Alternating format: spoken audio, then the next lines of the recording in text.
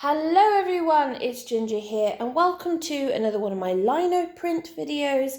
Today we are having a look and reviewing the Vevor book binding press machine, which I've seen a lot of printmakers reviewing on social media about how good this machine is for lino printing. Now I do quite a lot of small lino prints, anywhere between 6 inches to A4 size. And this machine is A4 size, so this is absolutely perfect for me. Unbelievably, I bought this for the hefty price of £36.87. The dollars are below. So this was actually quite a bargain. And the guys at Vevor shipped this literally the same day I placed the order, and it was with me within the following day. So it was unbelievably fast processing for this.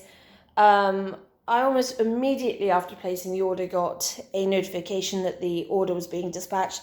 So all I can say is brilliant service from these guys. And I'm really looking forward to seeing what this machine is like, whether or not I can achieve enough even pressure not to get patchy lino printing from it. We are going to be testing it out today with my cats on origami paper. So one of these guys.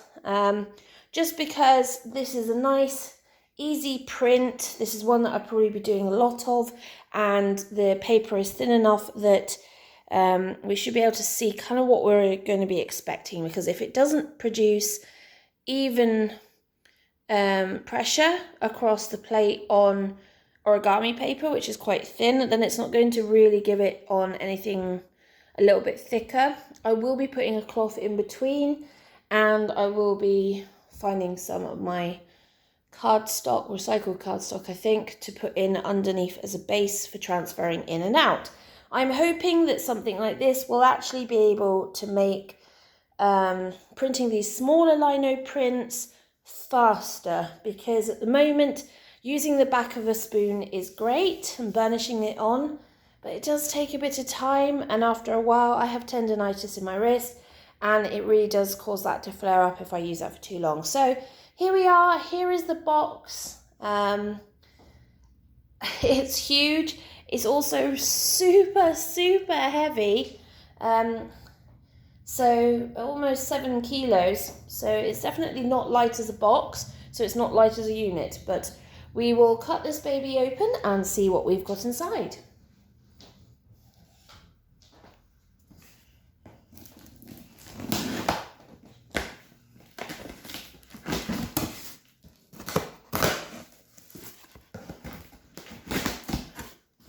So first thing I'm curious about is how well packed have they packed it.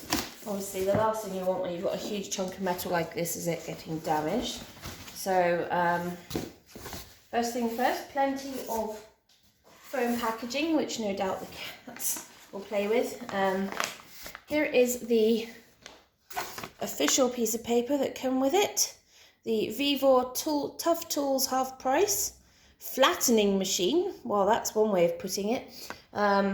Flattening it does do. Traditionally, this machine is used for basically taking the pages of the book you're binding and then pressing them all together so you can bind it in a nice tight pack, and also for once you've put the outer binding and book cover on, just holding it all together as well. So it's really, that's what it's made for. That's not what we're using it for. So that's an instruction manual. Should I look at this? What does this tell me? It just tells me what all the bits are. So you can see here, this is kind of what it looks like, and all the different bits and pieces.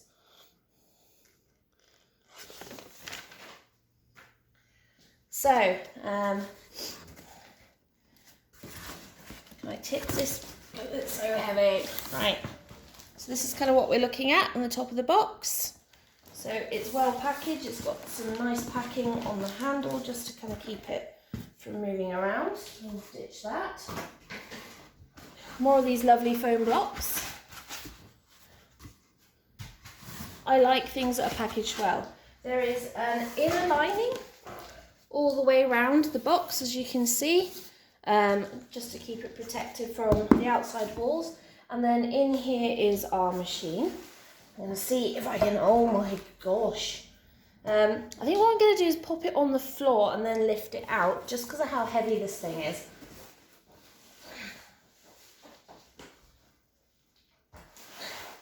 Right, come out of the box.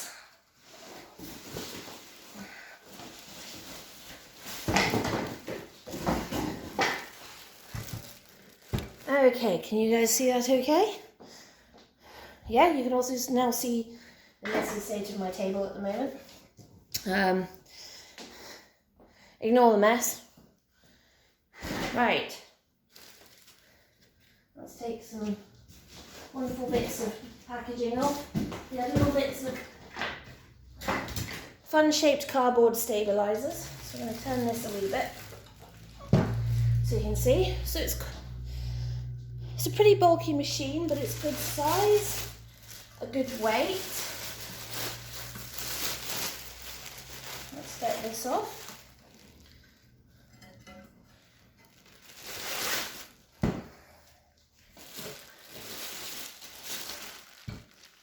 There it is. I've also currently got it facing away from me, so you can see the plate and all the information. Please feel free to pause if you want to have a good look. You remove this lid, which is annoying me in the way. Okay.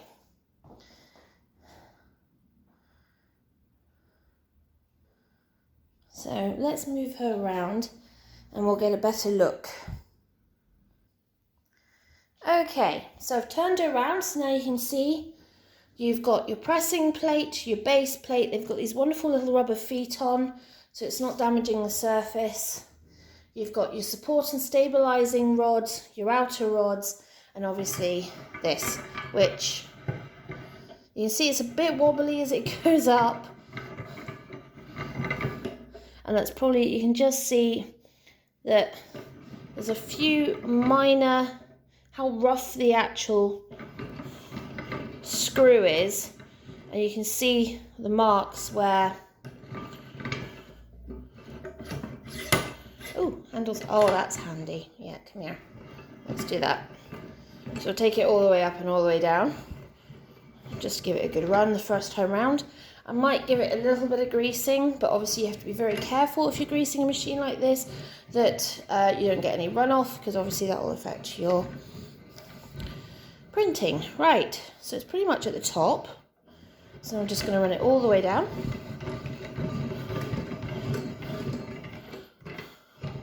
I might grease the stabilizing rods as well.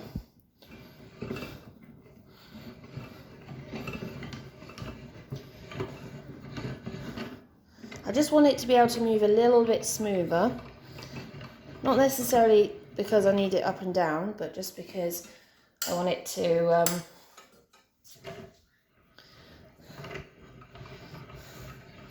I just want it to move better. Now, we've got these little screws, little hex screws, either side on the feet, here and here, and that just allows you to adjust this plate slightly. Now, I think they are as far in as they go. I'll need to see. I don't know if I've got a hex thing anywhere near, so I'll have to see. Right, so I want to just put it at a decent height for a minute. Right, it's at a decent height. And I'm gonna change the camera angle slightly so that you guys can see what we're doing. So what I'll do is I'm going to move this to the side. I'm going to put it side on like that and continue going up. Right, so you can see we've got the press to the side, we've got clear space here.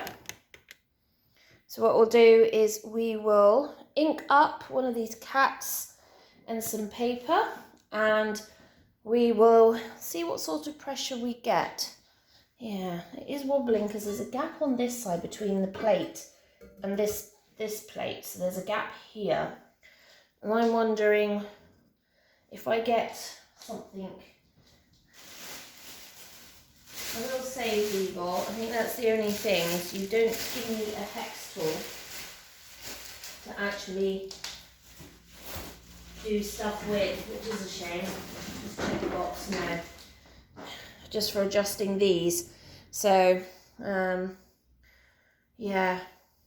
I don't think I've got one handy, which is a pain. Right, let's ink up.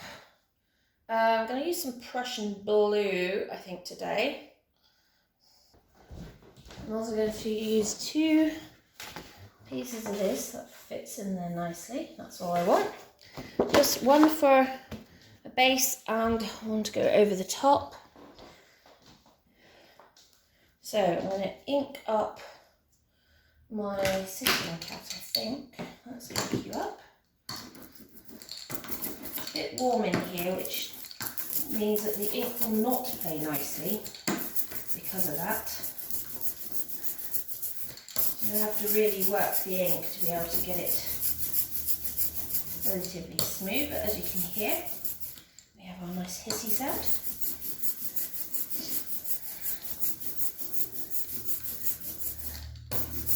I love this colour because it's just such an amazing colour. Okay, let's ink you up in blue. Oops, sorry, not to the camera. Right, just check and see. Have I got enough ink on this? Yes, it looks like I've got enough ink on that. Right, this is always the fun part. We'll pop our, let's just move you into camera range. Right, so we're going to pop our cat there. And of course, I've got you at such a weird angle, you can't see everything. Can I bend you down a wee bit? There we go, so there's our cat. We're going to pick a piece of origami paper. I've got quite a few different sheets and patterns, so let's pick something that is not going to be too much.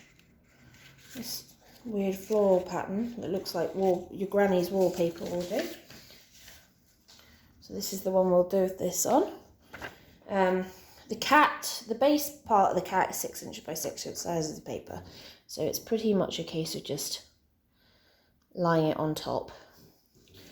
Then we're going to put a piece of paper over the top of that. And for argument's sake, we'll also put a cloth. Usually I use felt, but actually I'm just going to use this for the time being. So I'm going to pick all this up. My only problem with this is the cloth might be a bit too big. Maybe we should just try it as is. We'll try it as is actually with just the piece of paper. I don't know what sort of pressure we're going to get, so actually I may not need a cloth. So let's get this thing down. We'll slow it down as it meets the paper, which is there. And now we're just going to tighten this. We'll give it a minute and we'll see what we get. What do we think, people? Do we think we're going to get a good print or not? We will soon find out.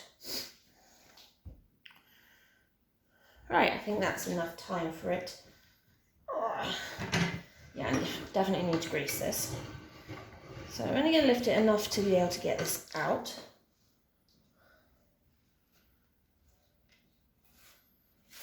I'm going to slide that out and pop that there so you guys can see. So there's our top sheet. Ooh. Now straight away, you can see that there is a little bit uneven pressure because you can see where the ink is and where the ink isn't, that it's come through the paper. Now, it says thin paper, so it should all have transferred. So we will see when we lift it up. So let's pull you back.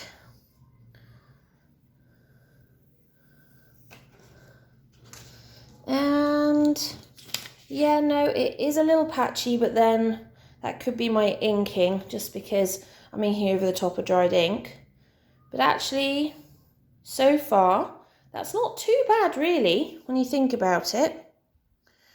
So let's try another one. I'll just add a bit more ink to that one. I can hear a child crying in the background, so apologise for that.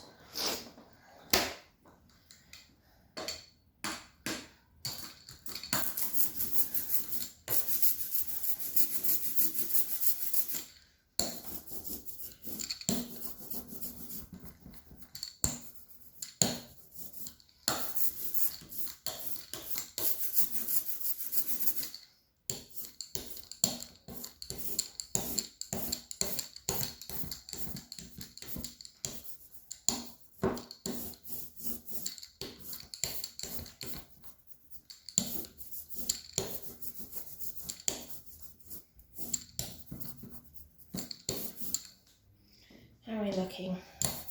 Oh, we're looking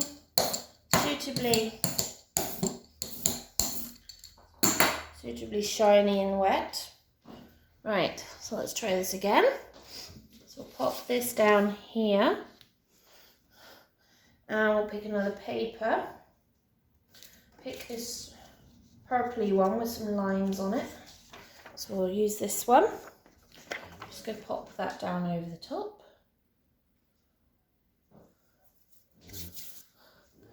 We'll stick our bit of paper down.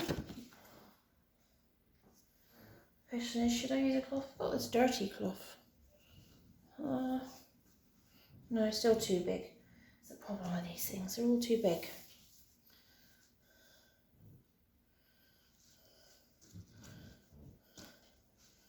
What do we think? Well, we can actually half it and put it down the middle. We'll see if that works. I'm going to have to raise this a wee bit to get it on.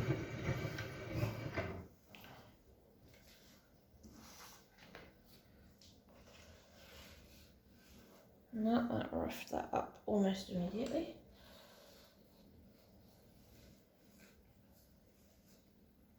Right, let's just... Wrong way. Left is down, right is up. Right, there's it hitting the cloth.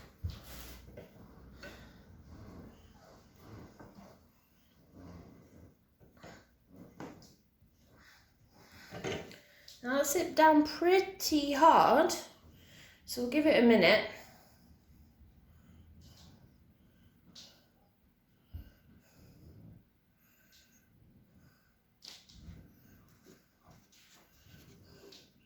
Can't even really see that that's blue, can you? Looks like a black cat. It's not, it is blue. Right. Come on. Release.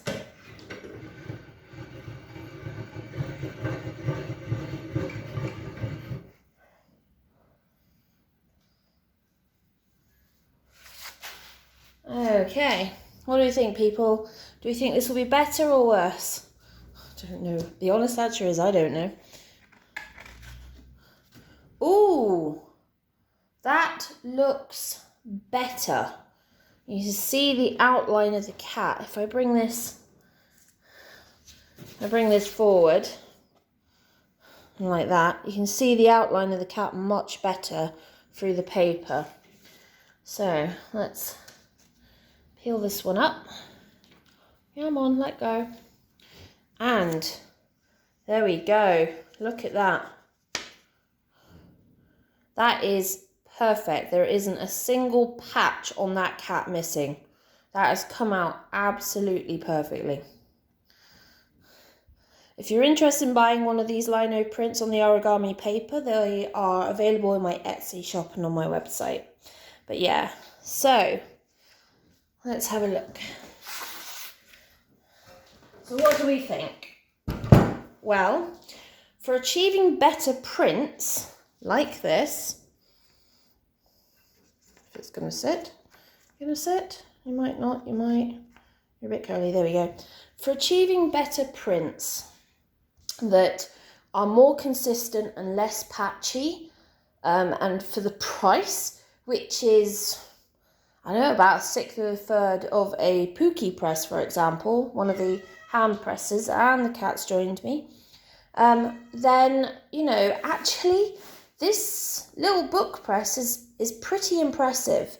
Yes, it's a bit wobbly, and I do think that once I found the tool, and you can see the gap here between the plate and this plate, once I found the tool and possibly see if I can move this plate in a bit, that will keep this from wobbling around too much, which will give me better even pressure when it's going up and down as well, because it's just going straight up and down without any movement. So realistically, for the price, this little press is pretty impressive. And I definitely give this one, hit the camera, 2 thumbs up for what it does. And if you want to buy one, I'll leave the link to Vevor and the link to this one specifically in the description below. I did get it while it was on offer, but still, it's definitely worth the price. So if you have any questions, please put them in the comments below, and hopefully I will see you all soon for some more lino printing, or check out my pastel paintings if you want to see some of my main body of work. Ta-ta for now.